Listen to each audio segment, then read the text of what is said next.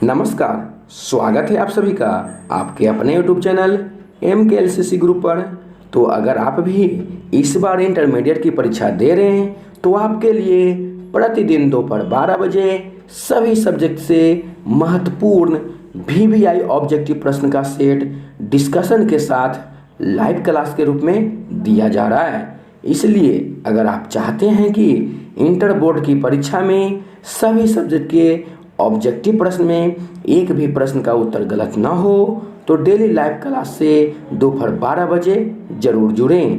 जुड़ने के लिए वीडियो के नीचे लाल बटन दबाकर चैनल को सब्सक्राइब कर लें और बगल में जो बेल आइकन है उसे बजा दें ताकि आप तक लाइव क्लास की नोटिफिकेशन पहुंच सके। तो चलिए क्लास को स्टार्ट करते हैं। और आज का क्लास आर्ट्स स्ट्रीम के लिए है। ध्यान देंगे, आज का क्लास आर्ट्स जो साइंस के लिए नहीं दोस्तों, क्योंकि प्रतिदिन हम लोग दोपहर 12 बजे साइंस एवं आर्ट्स सभी का क्लास चलती है। तो आज का क्लास आर्ट्स वाले के लिए है जिसमें हम लोग इकोनॉमिक्स से महत्वपूर्ण ऑब्जेक्टिव प्रश्न को देखेंगे। और आज इकोनॉमिक्स का पार्ट 1 होने वाला है। ध्यान देंगे, आज इकोनॉमिक्स का पार्ट 1 है जिसमें अर्थशास्त्र का परिचय देखने वाले हैं। अध्याय 1 से महत्वपूर्ण VVI ऑब्जेक्टिव प्रश्न का डिस्कशन करेंगे।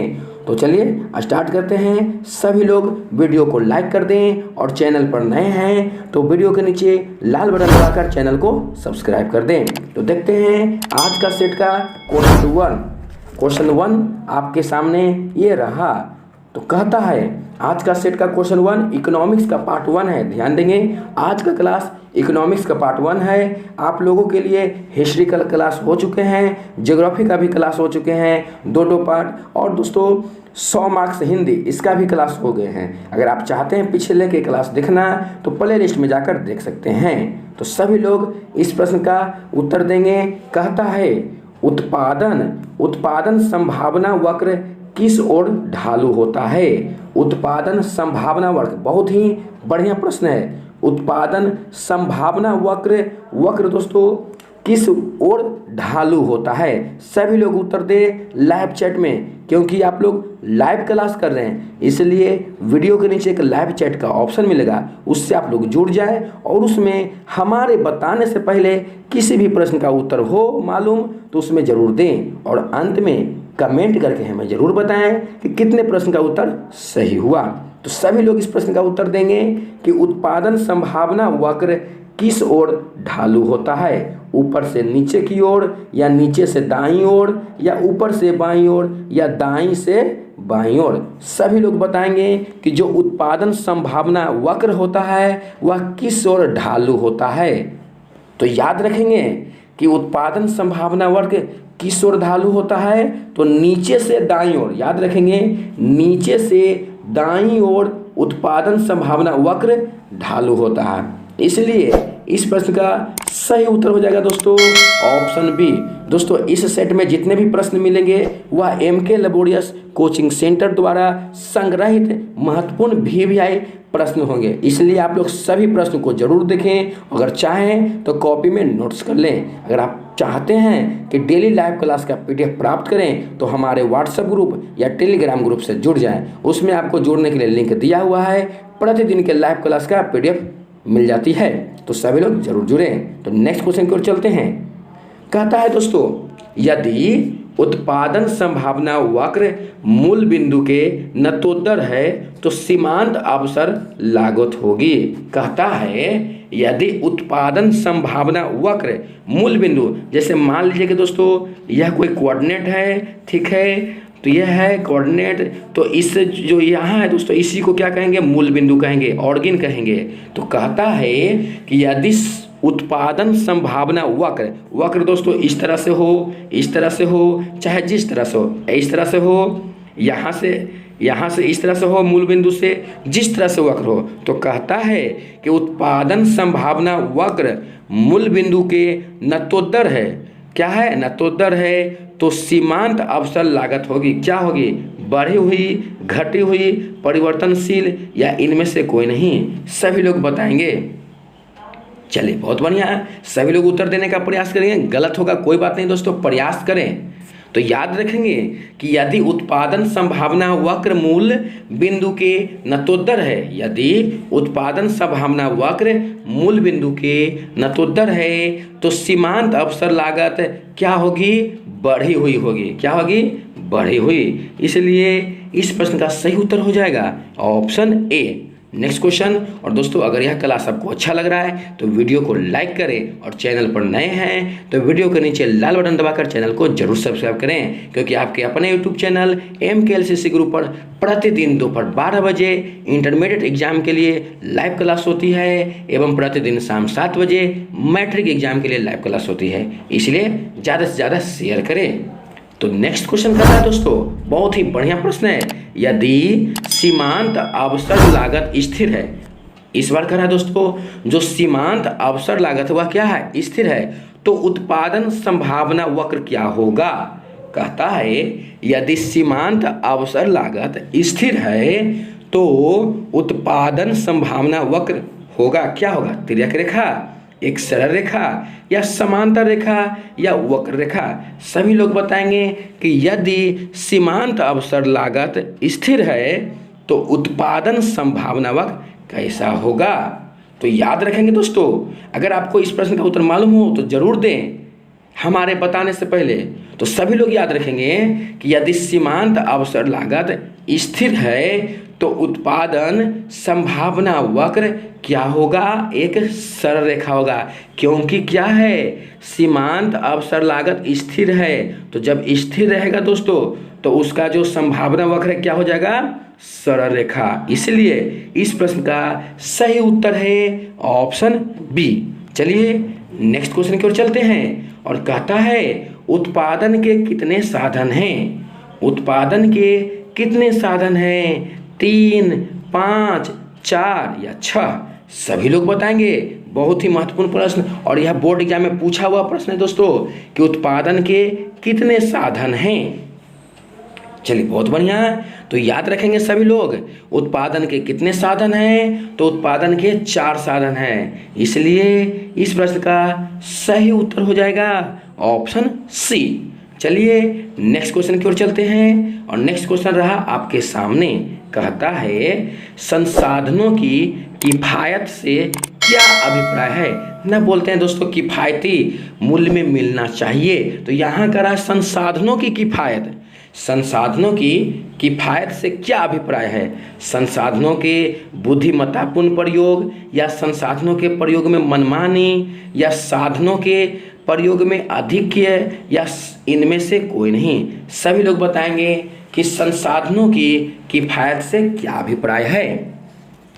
तो याद रखेंगे दोस्तों, संसाधनों के किफायत से क्या अभिप्राय है? तो संसाधनों की किफायत से अभिप्राय यह होता है कि साधनों के बुद्धिमत्तापूर्ण प्रयोग करें, बुद्धिपूर्ण उसका प्रयोग करें। समझें? तो संसाधनों की किफायत से यही अभिप्राय होता है कि साधनों के बुद्धिमत्तापूर्ण प्रयोग करना। तो इस प्रश्न का सही उत्तर हो जाएगा ऑप्शन ए। दोस्तों अभी तक आपने इस वीडियो को लाइक नहीं किए हैं तो वीडियो को जरूर लाइक करें, क्योंकि आप लोगों के लिए बिल्कुल ही मुफ्त निःशुल्क फ्री ऑफ कॉस्ट प्रतिदिन दोपहर 12 बजे लाइव क्लास लाते हैं। इसलिए वीडियो को लाइक और चैनल को जरूर सब्सक्राइब करें। तो नेक्स्ट क्वेश्चन की ओर बढ़ते हैं और नेक्स्ट क्वेश्चन रहा आपके सामने। नेक्स्ट क्वेश्चन कहता है दुर्लभता से क्या अभिप्राय है? दुर्लभता से क्या अभिप्राय है? दोस्तों सभी लोग बताएंगे कि दुर्लभता से क्या अभिप्राय है।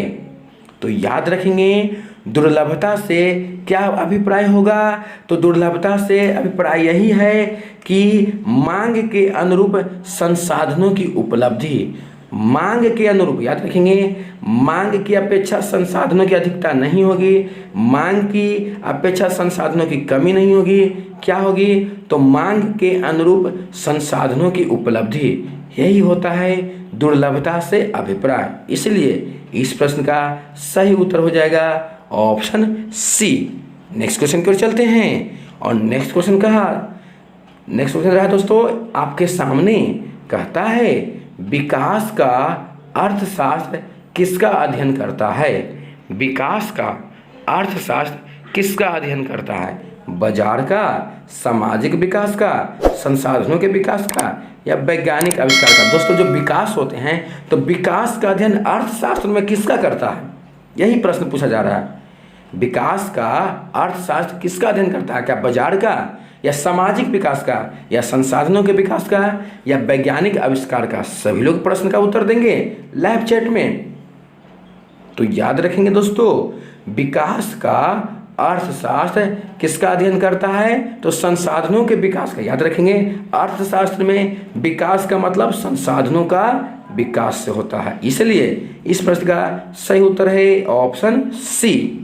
नेक्स्ट क्वेश्चन की ओर चलते हैं और नेक्स्ट क्वेश्चन कहता है समाजवादी अर्थव्यवस्था में उत्पादनों के साधनों पर किसका नियंत्रण रहता है। समाजवादी अर्थव्यवस्था दोस्तों, एक कहता है पूंजीवादी, एक होता है समाजवादी, एक होता है मिश्रित।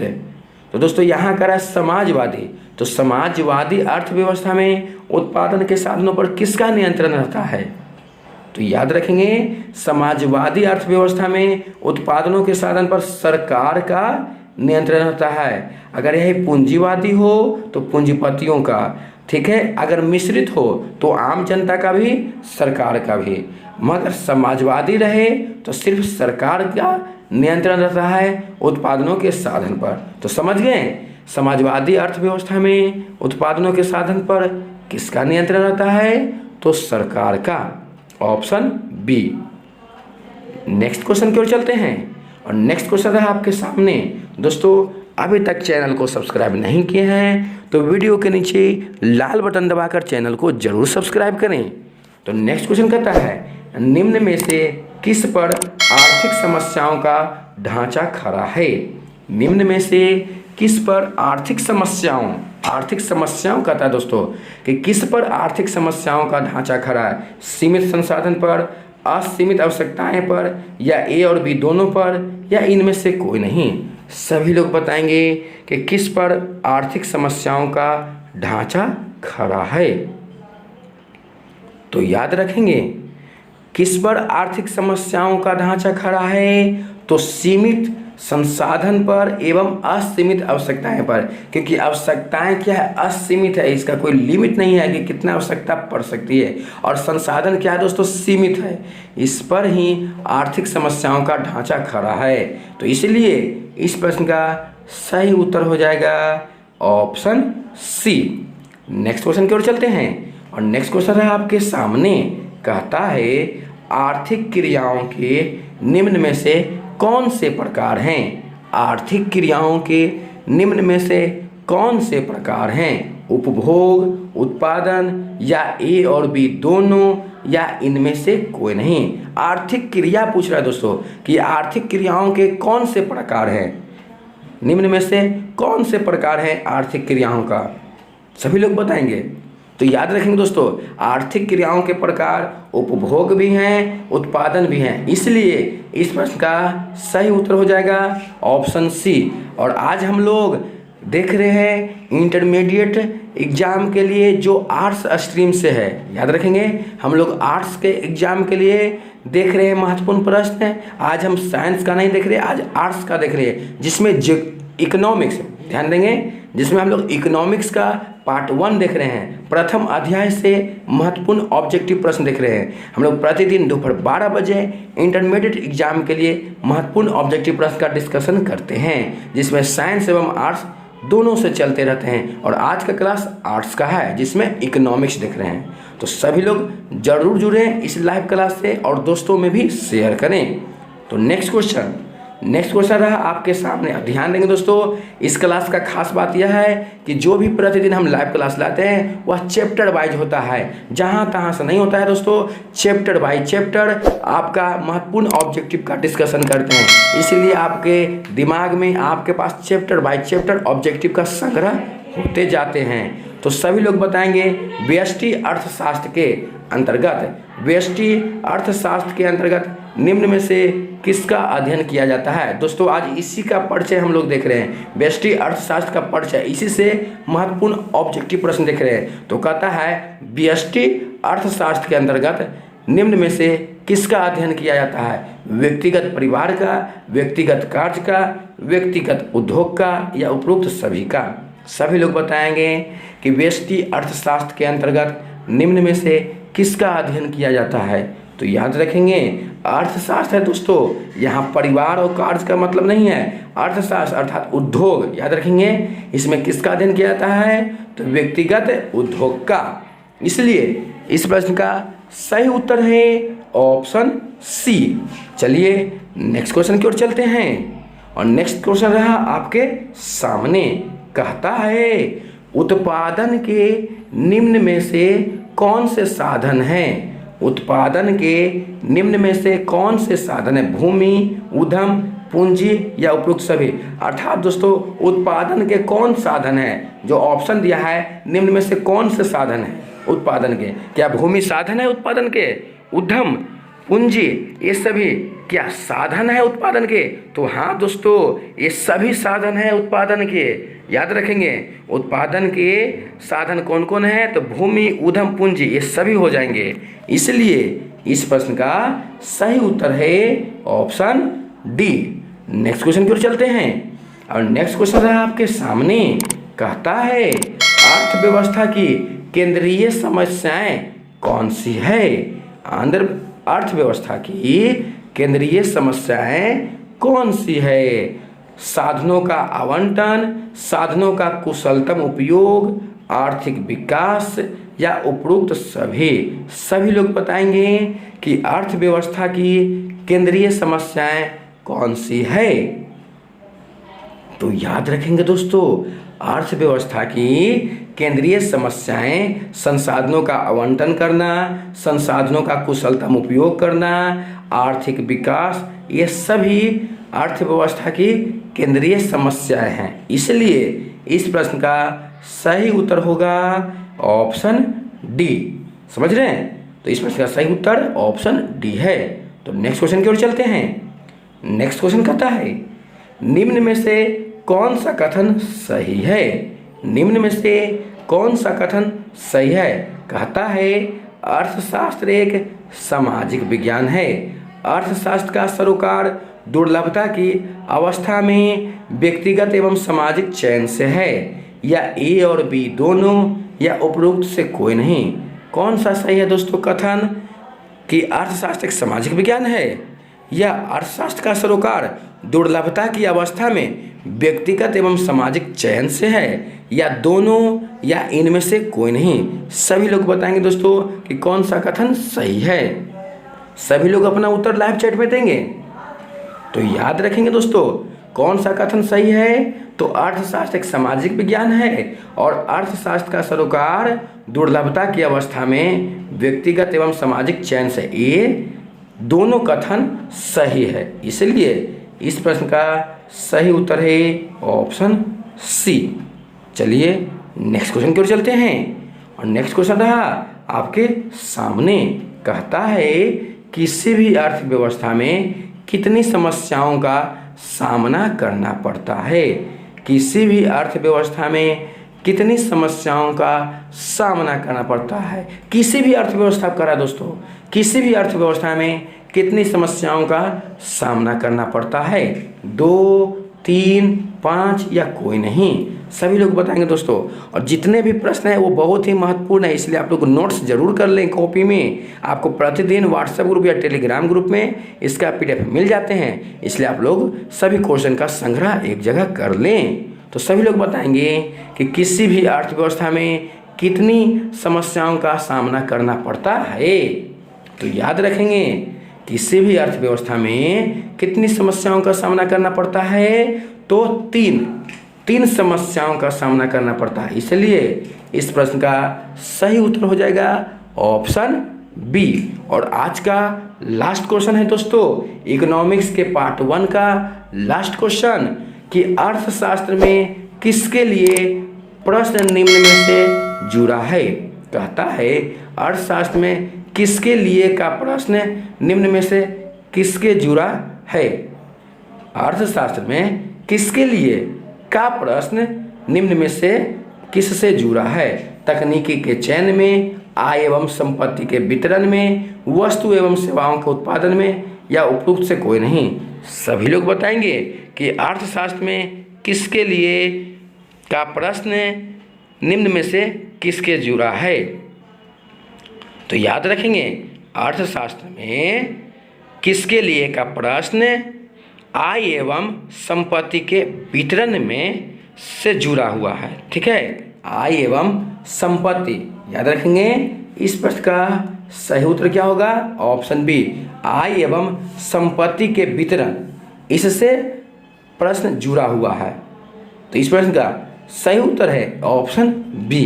तो यह क्लास कैसा लगा जरूर लिखें, और कितने प्रश्न का उत्तर सही हुआ ये भी बताएं। तो अभी तक इस वीडियो को लाइक नहीं किए तो लाइक कर दें, और चैनल को सब्सक्राइब नहीं किए तो लाल बटन दबाकर चैनल को सब्सक्राइब कर दें। तो आज के लिए इतना ही, फिर मिलेंगे अगले दिन नेक्स्ट क्लास में। तब तक के लिए धन्यवाद।